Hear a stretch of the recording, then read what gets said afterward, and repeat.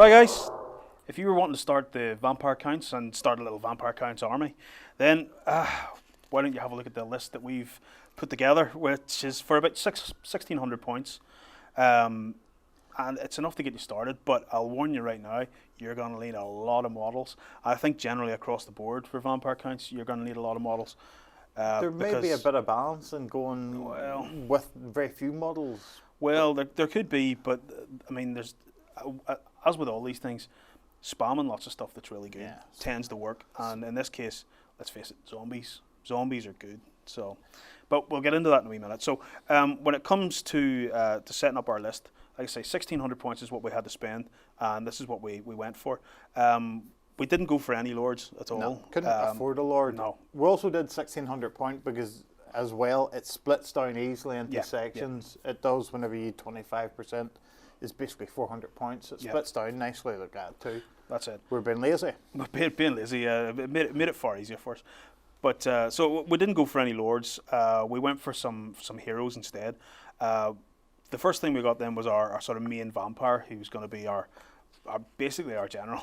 Yeah. And he's the ordinary sort of vampire, so he's the 105 point guy. For powers, we gave him Beguile and Dark Majesty. Beguile knocks off their leadership. Yeah. And Dark Majesty is a leadership test. Beguile, I had the right page and I changed it over, guys. Beguile, basically, at the beginning of a close combat round, after all challenges have been issued, the opponent has to take a leadership test on -3. Be -4 then, as it was the Dark Majesty. And then if you combine it with Dark Majesty, it's -1 leadership penalty. So you're quite happy to challenge them guys. And once they're down, they have to re-roll their hits. Their successful hits, not the fails. It's not like hatred or something. So it means that you're basically trying to stop the other guy hitting you. Yep. Was our whole strategy with that? Yeah, the whole strategy with this the vampire is basically let's make him tougher, make him harder to kill. Exactly. Rather than making him a bit more fighty or spellcasty. Yeah. So, again, needing your general to stay alive in this here. In other games, they're various play ogres. I would send my tyrant out by himself at time zone. If he dies, it doesn't really matter to the rest of the army. Yeah. But here it matters vitally. Yeah, it matters a lot. You need to keep your vampires alive, basically. Yes. So then when it came to the magical items for this guy, we gave him the Charm Shield and the Spell Scroll and a Potion of Toughness. Yeah. The old Charm Shield, you can't go far wrong for 5 points. Yeah. It gets you a shield and it gets you 2 up save. Against your first save, yeah. Again, don't be taking that against some guy shoots you with an arrow or something. No. Put them onto the zombies always, and then wait till somebody hits you with some huge, big, fierce, instant death. Ideally a kill and blow attack. You go 2+ to get rid of that. And it's great. 5 points. It just works, and it also gives you that shield for the parry save as well. Yeah. And Potion of Toughness is +3 toughness, so on that round when you want them to fight, stay alive. Throw loads of toughness into them. A lot longer, hugely tough, and if you get your Beguile and your Dark Majesty to work as well, it's almost impossible for the other guy to do it to you. Yeah. You know, I'm not sure exactly when you have to drink your Potion of Toughness. Well, it says at the start of any player's turn, so so you're going to have to drink it before you know, because if Beguile and Dark Majesty works, you might not even have to take your Potion of Toughness. That's it. You could look at the other person's leadership and go, I don't reckon he's going to pass that in -4. Yep, or I'll take the risk that he's not going to pass it. You know. Yeah. So then that was our sort of main vampire. Then we went for another vampire. This time we're going to give him the Battle Standard. So he's the Battle Standard bearer. He has Aura of Dark Majesty as well. And he has Fear Incarnate. Aura of Dark Majesty, just to clear this, it accumulates. Yeah. So he also, anybody within 6 inches is -1 again on their leadership. So if you're in a challenge, you're -3 for your Beguile, you're -1 for the guy you're fighting, and you're -1 for this other guy, so you're -5. So even if it is somebody on leadership 10, they're -5. And the other, the Wailing... with Fear Incarnate is rerolls on the fear test, isn't it? Yes. If they pass the fear test, they need to reroll it. If they pass their fear test, they need to re-roll it. If they have a Battle Standard, then they don't get to re-roll it, so it's just the one roll. Yeah. But again, with these other tests around, it can be cumulative, the -1s. That's it. And then we didn't give them any really other stuff except we made our battle standard magical banner, so it's a screaming banner. Yep. As well. Screaming banner means that they roll an extra dice Yeah. for their tests. So basically, you're rolling 3 and you're taking away the lowest one. So the whole balance of both our vampires is try to knock the other person's leadership out of get it. their leadership down. Try to and then make them feel fear yeah. tests, especially fear tests. Give them lots of tests against their leadership that you've already debuffed down to as low as possible. The Screaming Banner for 25 points is just really good across the board. Yeah, it is. Yeah. If we could have taken multiples of them, we would have. Yes, if we could take everybody had a Screaming Banner, we would be quite happy. That's it. So altogether, that those 2 vampires come to 399 points. Yeah. So as you can see, it starts adding up pretty quickly. And whenever we're in vampire counts. So basically, we ended up with 395, and we give the more combaty guy was heavy armor. Heavy armor, I think at that point. We added heavy armor. 4 points for heavy armor. That's right. Yes, which is always heavy good. armor got added on at that point for 399. So that is our 25% of heroes. Exactly 25%. We would have considered lords too, but whenever you're on 1,600 points, you run out of points so rapidly. The big problem was as well that if you're on 400 points, if you're only doing 1,600 and you're only doing it, to start off your army, to take a vampire lord is 220 points. That's over half of your allocation straight away for a guy that's only a level 1 wizard as well. So exactly, because whenever we were doing these, I says, Dan, for the next one, we'll take a lord. I thought he would have came as standard as 2. Yeah, but he's not. He's 1. 1, and that's 35 points a go to up these guys. And I know the current sort of thinking is a level 4 and a level 2, but I don't think you're going to get that much magic off. No. I don't. No, I think with vampire counts, it's probably better to spread out with more vampires, with maybe just level 1s and level 2s. You know, maybe a level 3. It's simply because they chew up so much of your points that it's serious. It goes down to the fact that all the lords and heroes, especially the lords, all the name guys are ridiculously expensive. And like I was looking today, to take the full von Karstein family, you'd have to pay over 4,000 points to get them all in. Well, there you go. So this is our. These were our lords or our heroes. We didn't bother with lords. Yeah. So then we had our core troops. These are reasonably easy. This is Andy's section. I had nothing to do with this. Three units of 50 zombies with standards. I even argued that we shouldn't bother with standards as well. I say we do bother with standards, but there is that whole thing. You're not going to run away. No, that's it. You're just going to crumble a little bit more, but basically the standards there for +1 in your combat resolution. Yeah. That you can take musicians for the zombies too, but basically we were looking through.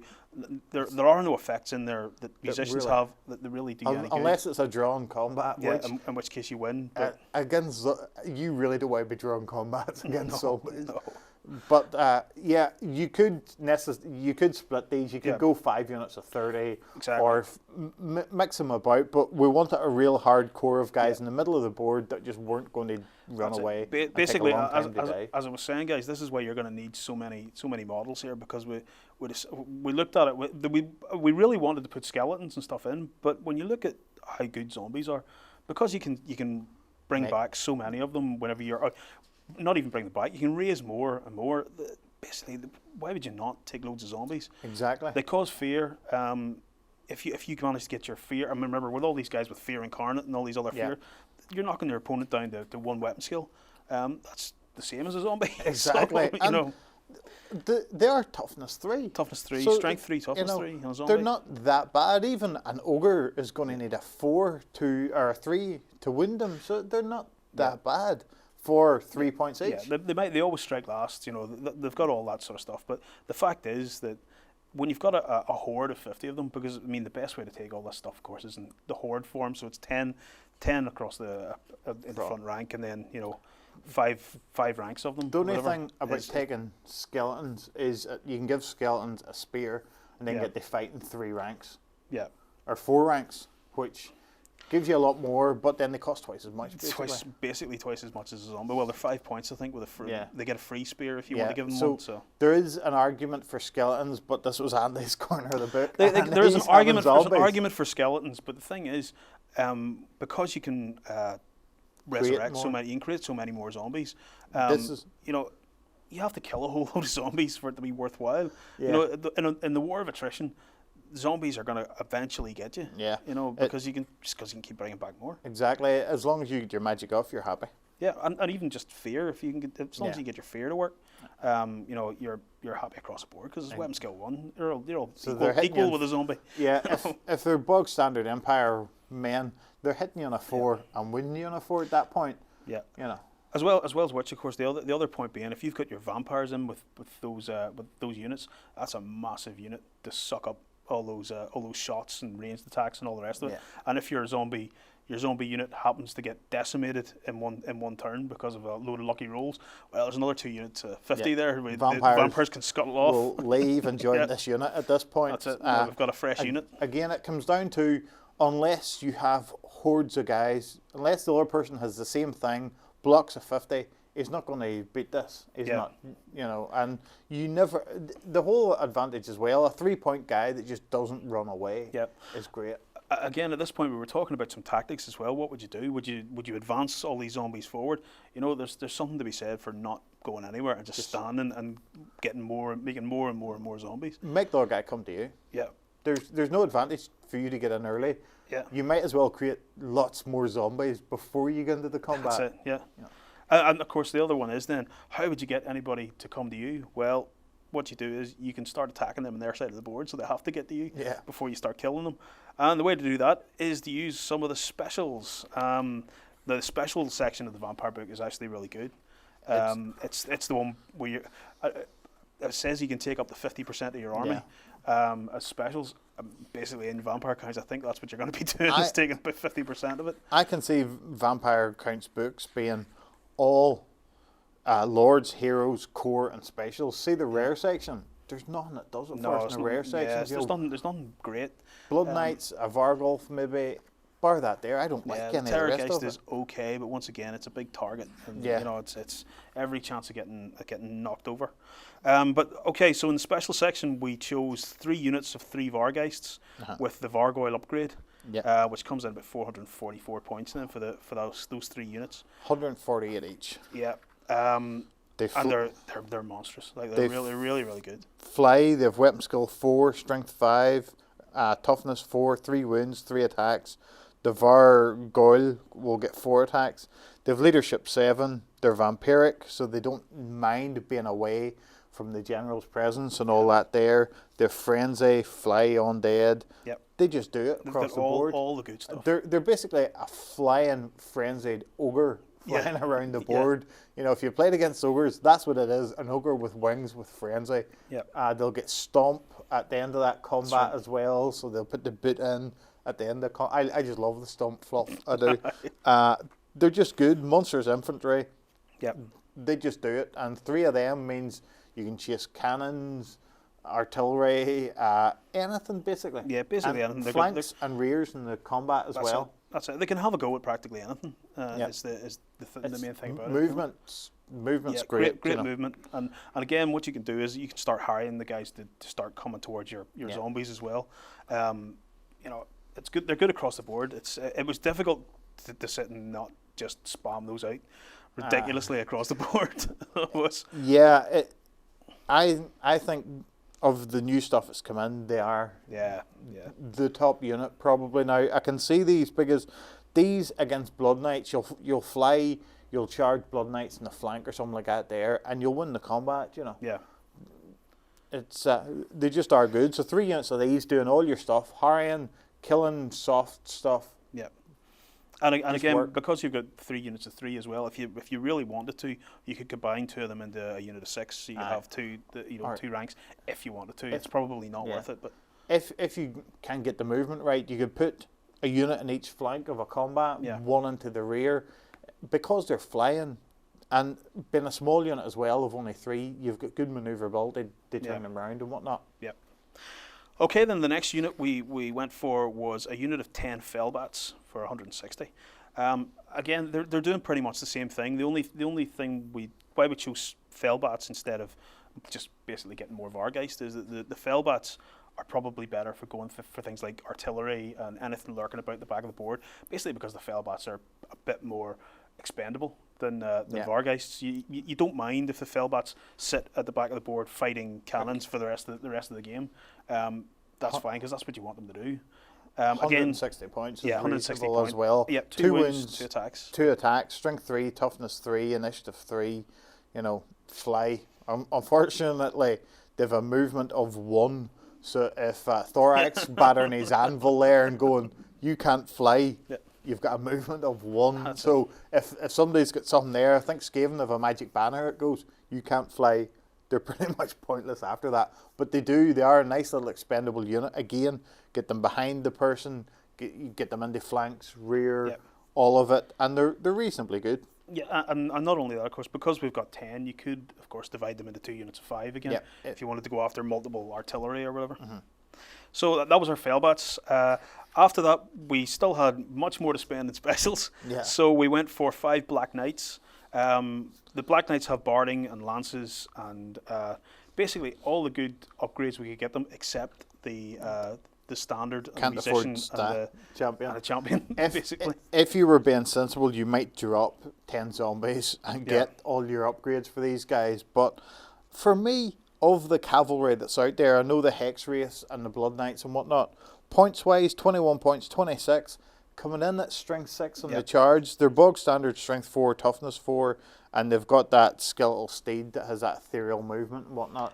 So, and of course, the big thing that is, again, they can cause fear. The chances are you can knock your opponent down to 1 weapon skill again. And they've kill and blow, undead. They're just, for me, they're the best cavalry. I know a lot of people build Hex Wraiths because them new boxes you buy, you can do both, or you can maybe get Black Knight somewhere else. But a lot of people like Hex Wraiths, but I think they're just too fragile. Yeah, I would vastly prefer the Black Knights. You can also give the Black Knights a magical banner. Again, this is the point at which we thought, can we give them another screaming banner, because that'd be great. No, no more screaming banners. No more screaming banners, unfortunately, in this case. But again, if you can, 2 up save as well. Yeah, 2 up barding, shield, heavy armor, 2 up save as well. Yeah, and not only that, of course, the point is, I like fear. I think fear is great because knocking your opponent down to 1 weapon skill means that if they get to go first, chances are they might only get 1 of your guys. Even if they have always strike first against these guys, you're going, we're toughness 4 as well. So even an ogre is going to need a 4 to wound you. Yeah, he's going to need a 5. Well, an ogre won't fail a fear test, but he's going to need a 4 to hit you, followed by a 4 to wound you. And you'll get a 3 up save against that. Yeah, which is good. Oh well, maybe a 4 up save, depending on what they have. Still, I mean, that's much better than most people are going to get. The thing is, 26 points. For 26 points, a single Blood Knight is 50 before upgrades, and these are 26 with upgrades.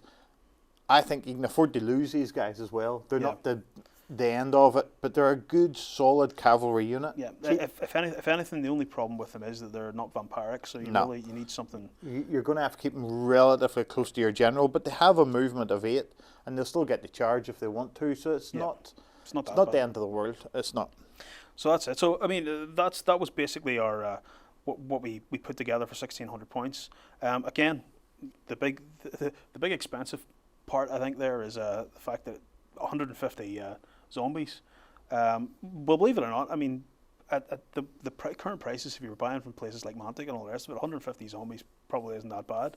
No. Compared to what three boxes of 3 Vargeists is going to cost you. Yeah, Vargeists will cost you as much as your 150 zombies. Yeah, so guys, nearly. Really, it's up to yourself. Yeah. I think you could go either lots of guys or you could go very few guys, but needing core in the current rulebook means big, large, beefy units that will. I know they'll never win the combat, but eventually they'll grind you down. Yeah, that's it. I mean, it's the joy of having zombies is that basically it is the war of attrition. If you can keep bringing those zombies back and get at least, say, 10, if you can get 10 back a turn, it's going to be really difficult. It's not only 10 for the unit the vampire's in.